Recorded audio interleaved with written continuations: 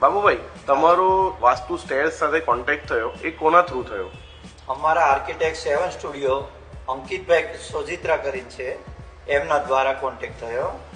અને આમ પણ હું આ લોકોને છેલ્લા 40 વર્ષથી દીપકભાઈને, એમના સન અને દીપકભાઈના પિતા, જેના ઘણા વર્ષોથી હું 40 વર્ષથી ઓળખતો હતો.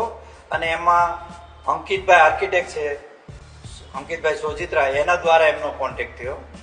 અને ત્યાર પછી મેં આ નિર્ણય લીધો એમને કામ સોંપવાનો. જ્યારે કામની શરૂઆત થઈ ત્યારે તમે સ્ટેરકેસની ડિઝાઇનમાં શું શું વિચારતા હતા અને પછી શું શું ચેન્જ થયા? મને મારા બંગલામાં મને પૂર્વ દિશામાં મને બંગલોની સીડી જોઈતી હતી. એના માટે મેં દીપકભાઈને વાત કરી તો એમને પછી ડિઝાઇન મને બતાવી અને એ ડિઝાઇન મને કન્ફર્મ દેખાણી અને મારા હિસાબે મને વેરીફાઈ લાગી. એટલે મેં પછી સીડીની ડિઝાઇન કન્ફર્મ કરવા માટે એ લોકોને વાત કરી. જ્યારે તમે ડિઝાઇનિંગ સ્ટેજમાં હતા ત્યારે તમને કોઈ ચિંતા કે ડાઉટ હતા? ના, મને એના પ્રત્યે કોઈ ડાઉટ નહીં હતો, કારણ કે એના બ્લડની અંદર જ આ કામ હતું. એટલે મને એના પ્રત્યે કોઈ ડાઉટ હતો જ નહીં. હવે આ જે ડિઝાઇન છે એમાં તમને સૌથી વધારે ગમતી વસ્તુ શું છે?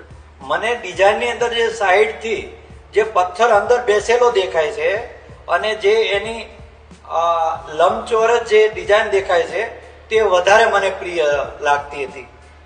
તમે એમના કામની ક્વોલિટી અને ફિનિશિંગ વિશે કંઈ કહેવા માંગશો? એમના કામની ક્વોલિટી અને ફિનિશિંગ માટે મને કંઈક કહેવા યોગ્ય લાગતું નથી, કારણ કે એમનું કામ મને બહુ સુંદર અને સારી રીતે કામ મને કરી આપ્યું છે અને એમનું કામથી હું બહુ ખુશ થયો છું. જ્યારે તમને આ બનેલો દાદર યુઝ કરવા મળ્યો ત્યારે તમને એમાં કમ્ફર્ટ અને એ કેવું ફીલ થયું? મને એકદમ કમ્ફર્ટ ફીલ થયું છે. મને એમાં કોઈ ખામી દેખાણી કે ભાઈ આ મેં ન બનાવ્યો તો સારું હતું એવું મને નથી થતું. મેં જે કંઈ કામ કરાવ્યું છે તે મને યોગ્ય અને સારા પ્રમાણમાં મને ફીલ થાય છે. અને યુઝ કરતી વખતે તમને કોઈ ઉતરતી વખતે કે ચડતી વખતે કોઈ બોડીને એવું લાગે છે કે થાક લાગે છે કે એવું કંઈક? ના ના ના ના ના, બિલકુલ કમ્ફર્ટેબલ છે. મને એવું જરાય ફીલ નથી થતું કે મારે બોડીને કઈ એની અસર થાય દાદરની. ના, એકદમ કમ્ફર્ટેબલ છે. જ્યારે તમારા ઘરે કોઈ બહારથી વિઝિટ કરવા આવે છે હાજી, તો એ તમારા દાદર વિશે શું કોમ્પ્લિમેન્ટ આપે છે? મારા દાદર વિશે પહેલા તો ફર્સ્ટ ટાઈમ દાદર ચડે અને 2 થી 3 માણસો જોડે ચડતા હોય તો પણ દાદરમાં એકદમ કમ્ફર્ટેબલ લાગે છે અને ખૂબ વખાણ કરે છે દાદરના કે તમે આ દાદર કોની પાસે બનાડાવ્યો છે.